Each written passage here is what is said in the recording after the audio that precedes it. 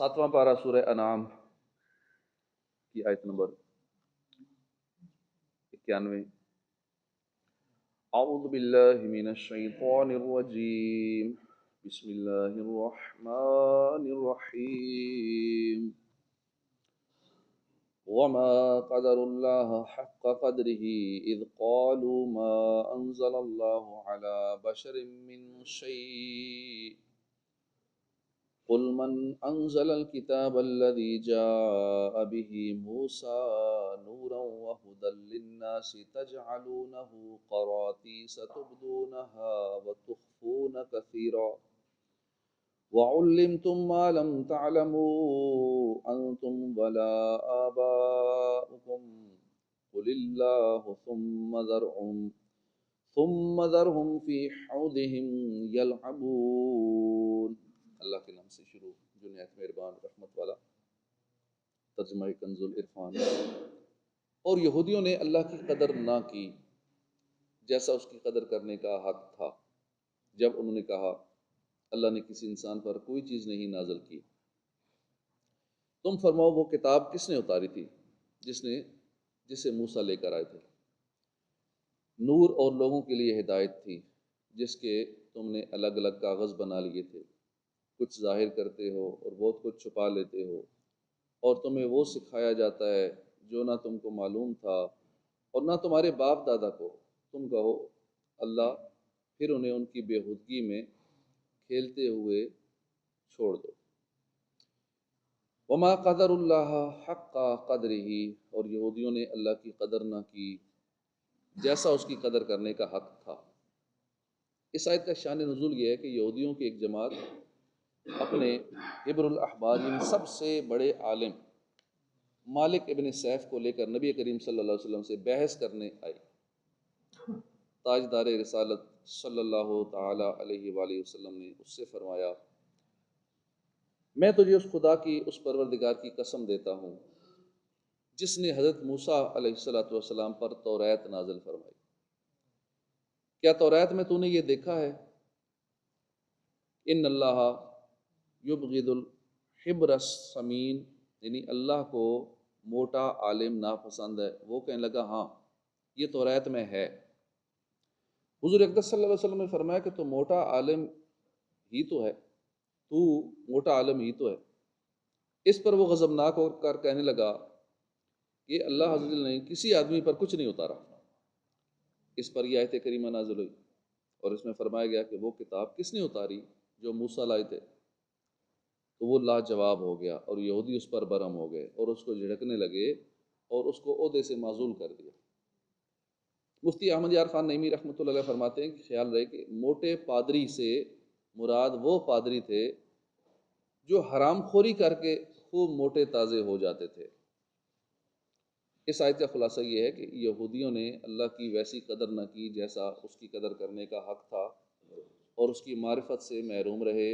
اور بندوں پر اللہ تعالیٰ کے رحم و کرم کو نہ جانا۔ انہوں نے کہا اللہ عز و جل نے کسی انسان پر کوئی چیز نازل نہیں کی۔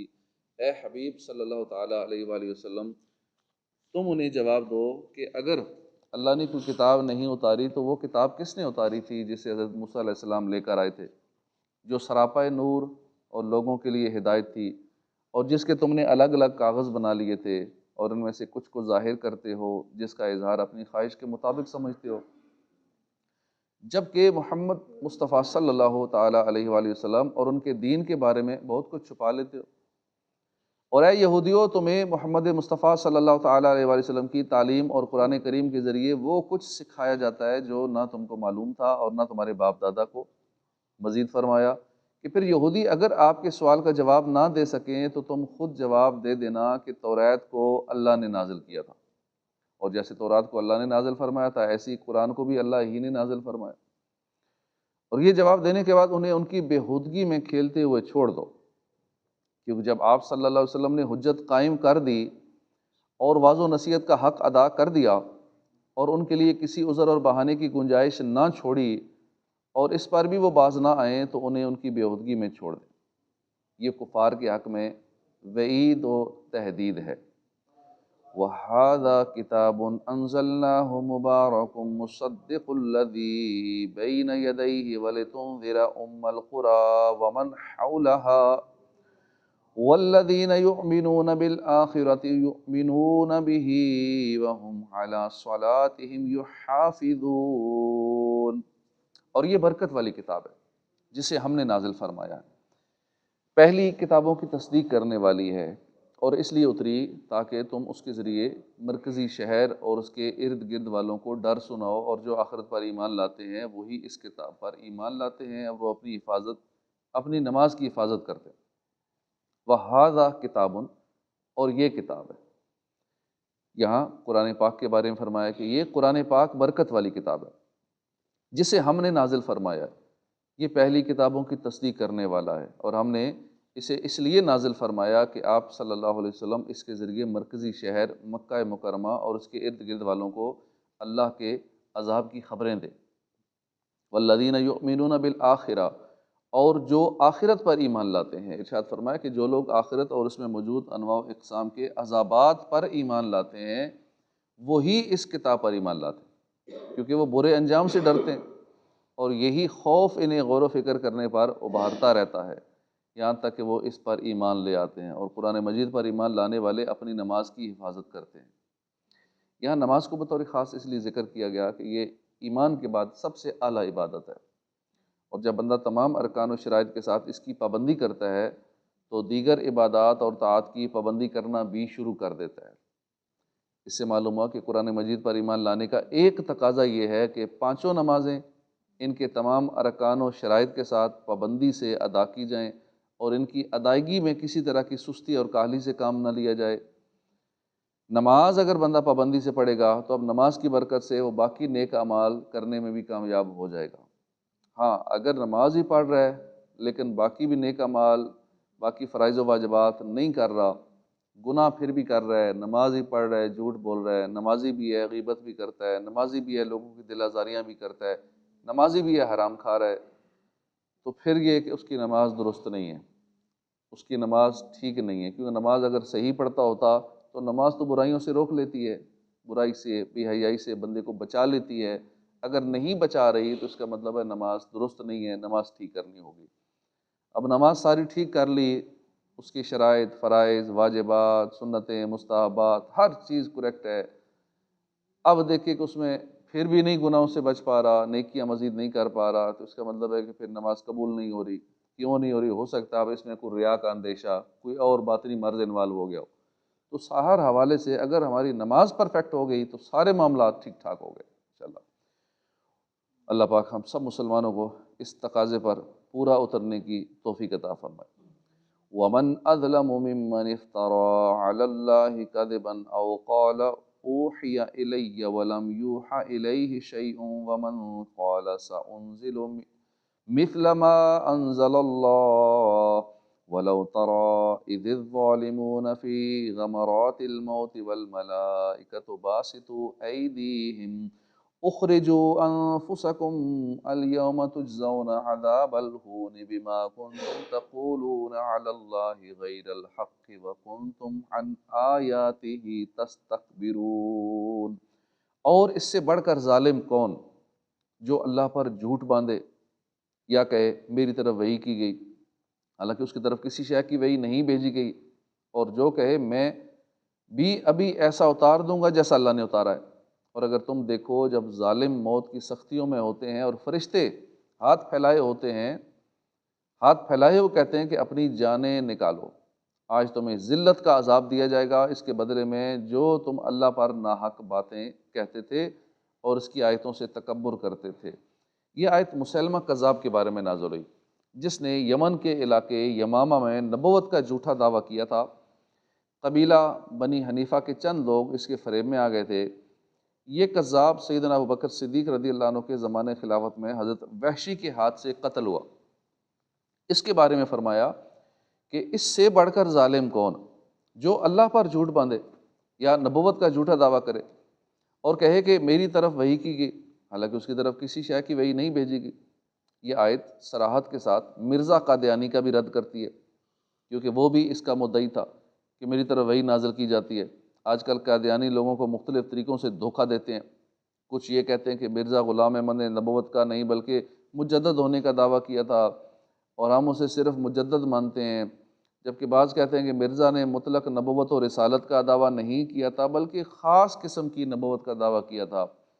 حالانکہ مرزا قادیانی کی کتابوں میں 20 جگہ مطلق نبوت اور رسالت کا دعویٰ موجود ہے، اور جو ذلی و بروزی نبوت کا دعویٰ ہے وہ بھی نبوت ہی کا دعویٰ ہے، اور وہ بھی قطعاً کفر ہے۔ نیز مرزا کے منکروں کو کافر اور ماننے والوں کو صحابی اور بیویوں کو ازواج مطہرات کہنا ان کی کتابوں میں یہ عام ہے، لہذا کسی بھی مسلمان کو ان کے دھوکے میں نہیں آنا چاہیے، اور یہ ایسے خطرناک ہوتے ہیں پتہ نہیں چلتا، یہ ہمارے اندر ہی موجود ہوتے ہیں۔ 7 نمازیں پڑھتے ہیں، نماز بھی اسی طرح پڑھیں گے، قرآن بھی ایسے ہی پڑھیں گے، اس لیے ان کا پتہ نہیں چلتا، یہ ایسے خطرناک ہیں، آپ کے قریب ہو جائیں گے، دوستی کریں گے، کھلائیں گے پلائیں گے، آپ کہیں گے اس بہت اچھے اخلاق والا، یہ بہت نیک آدمی، پتہ نہیں ہوگے تو اندر سے قادیانی ہے، اور یہ میرے ساتھ لگا ہوا ہے، ہمارے محلے میں رہتا ہے، پڑوسی ہے، آگے پیچھے، یہ کیونکہ مکس ہو کے رہتے ہیں نا، ان کا کوئی پتہ نہیں چلتا، یہ سارے عمل مسلمانوں جیسے ہی کرتے ہیں، تو اس لیے بڑے خطرناک ہوتے ہیں، اور یہ بندے کے ساتھ اٹیچ ہو جاتے ہیں، پھر اتنی دوستی یاری لگا لیتے ہیں یہاں تک کہ بعض کا رشتوں تک بات پہنچ جاتی ہے، اتنا بندے کے کلوز ہو جاتے ہیں، بعد میں پتہ لگتا ہے شادیوں کے بعد یہ تو قادیانی تھا، تو پھر بھی بعض کا کئی سال تک یہ لوگ ظاہر نہیں ہوتے، مسجد میں ساتھ آئیں گے، نماز پڑھیں گے، قرآن پڑھیں گے، ذکر اللہ کریں گے، درود پڑھیں گے، سارا کچھ کریں گے، تو یہ بہت خطرناک ہوتے ہیں، اور جگہ جگہ گلی محلوں میں ادھر ادھر یہ لوگ موجود ہوتے ہیں، تو ان سے بچ کے رہنا چاہیے، اپنے ایمان کی حفاظت کرنی چاہیے۔ جو بھی زیادہ کلوز ہو رہا ہو تو دیکھ لینا چاہیے کہیں اس کا کنیکشن ادھر تو نہیں جڑا ہوا قادیانیوں سے، یا اور بھی بہت سارے اس طرح کے فرقے ہیں جو خود کو مسلمان کہلاتے ہیں اور ظاہر نہیں کرتے، تو اللہ پاک ایمان کی حفاظت فرمائے۔ تو ان کی بیویوں کو وہ کہتے ہیں ازواج مطہرات ہیں، لیکن کتابوں میں یہ ساری چیزیں کلیئر لکھی ہوئی ہیں۔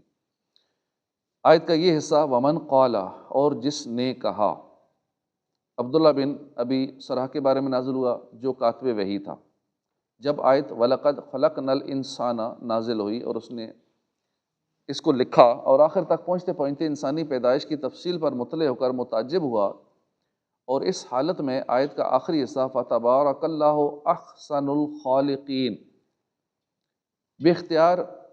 اس کی زبان پر جاری ہو گیا، اس پر اس کو یہ گمنڈ ہوا کہ مجھ پر وحی آنے لگی، اور مرتد ہو گیا، اور یہ نہ سمجھا کہ نور وحی اور قوت و حسن کلام کی وجہ سے آیت کا آخری کلمہ خود زبان پر آ گیا ہے، اور اس میں اس کی قابلیت کا کوئی دخل نہ تھا۔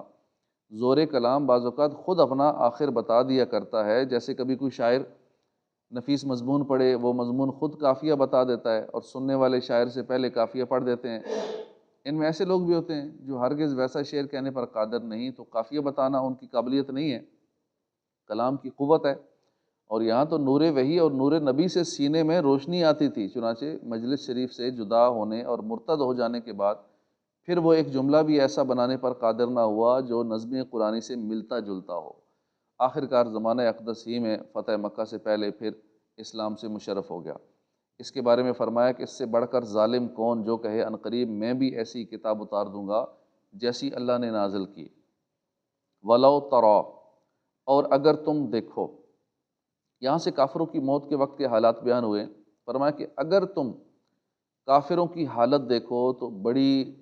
خوفناک حالت دیکھو گے، جب ظالم موت کی سختیوں میں ہوتے ہیں اور فرشتے ارواح قبض کرنے کے لیے جھڑکتے جاتے ہیں اور کہتے جاتے ہیں کہ اپنی جانیں نکالو، آج تمہیں اس کے بدلے میں ذلت کا عذاب دیا جائے گا جو تم نبوت اور وحی کے جھوٹے دعوے کر کے اور اللہ کے لیے شریک اور بیوی بچے بتا کر اللہ پر ناحق باتیں کہتے تھے۔ اس آیت میں موت کے وقت کافر کے حالات بیان ہوئے، اور حدیث پاک میں مسلمان اور کافر دونوں کی موت کے حالات بیان کیے گئے ہیں۔ چنانچہ حضرت ابو ہریرہ رضی اللہ عنہ سے روایت ہے، نبی اکرم صلی اللہ علیہ وسلم نے فرمایا، جب مسلمان کی موت قریب ہوتی ہے تو رحمت کے فرشتے سفید ریشمی کپڑے لے کر آتے ہیں اور کہتے ہیں اے روح، تو راضی خوشی حالت میں اور اس حال میں نکل کہ اللہ تعالیٰ تم سے راضی ہے، تو اللہ تعالیٰ کی رحمت اور اس کے رزق سے اپنے پروردگار کی طرف نکل جو ناراض نہیں ہے۔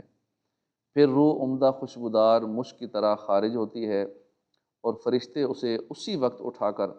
آسمان کے دروازے پر لے جاتے ہیں اور کہتے ہیں یہ کتنی اچھی خوشبو ہے جو زمین سے آئی ہے۔ اس کے بعد اسے مسلمانوں کی روحوں کے پاس لے کر جاتے ہیں وہ روحیں اس شخص سے بھی زیادہ خوش ہوتی ہیں جو کسی گئے ہوئے شخص کے واپس آنے پر خوش ہوتا ہے، اور وہ روحیں اس سے دریافت کرتی ہیں کہ دنیا میں پیچھے رہنے والا فلاں شخص کیسے کام کرتا ہے۔ پھر روحیں کہتی ہیں ابھی ٹھہرو اور اسے چھوڑ دو، کہ ابھی یہ دنیا کے غم میں ہے، ابھی یہ تازہ تازہ دنیا چھوڑ کے آیا ہے، ابھی تو دنیا کی جدائی کیسے غم ہے۔ یہ روح کہتی ہے کیا وہ شخص تمہارے پاس نہیں تھا؟ یعنی دنیا سے تو وہ آ چکا تھا فلاں شخص، کیا تمہارے پاس نہیں ہے؟ روحیں کہتی ہیں اگر وہ دنیا سے آ چکا اور ہمارے پاس نہیں ہے تو پھر وہ جہنم میں گیا ہوگا، کیونکہ وہ بھی روحیں اس روح سے جو آنے والی ہے نا، حالات پوچھتی ہیں فلاں کیسا تھا، فلاں ہمارا رشتہ دار، فلاں بندہ، فلاں دوست کیسا تھا، اور پھر یہ بھی پوچھتا ہے کہ فلاں تو پہلے مر گیا تھا، وہ کدھر ہے؟ وہ ادھر روح نظر نہیں آ رہی، وہ کہتی ہے ادھر نہیں ہے، تو اس کا مطلب وہ پھر جہنم میں ہی ہے۔ اگر وہ دنیا سے آ چکا ان کے پاس نہیں ہے، ان روحوں کے پاس جن کے پاس یہ نیک روح جا رہی ہے، تو اس کا مطلب وہ جہنم میں گیا ہوگا۔ اور جب کافر کی موت آتی ہے تو عذاب کے فرشتے بوریے کا ایک ٹکڑا ڈالے آ کر کہتے ہیں اے روح تو اللہ کے عذاب کی طرف نکل، کیونکہ تو اللہ سے ناراض ہے اور اللہ تجھ سے ناراض ہے۔ اس کے بعد وہ جلے ہوئے بدبودار مردار کی طرح نکلتی ہے، حتیٰ کہ فرشتے اسے زمین کے دروازے پر لاتے ہیں تو فرشتے پوچھتے ہیں یہ کیا بدبو ہے، یہاں تک کہ اسے کافروں کی روحوں میں لے جاتے ہیں۔ صدق اللہ العظیم۔ صلو علی الحبیب۔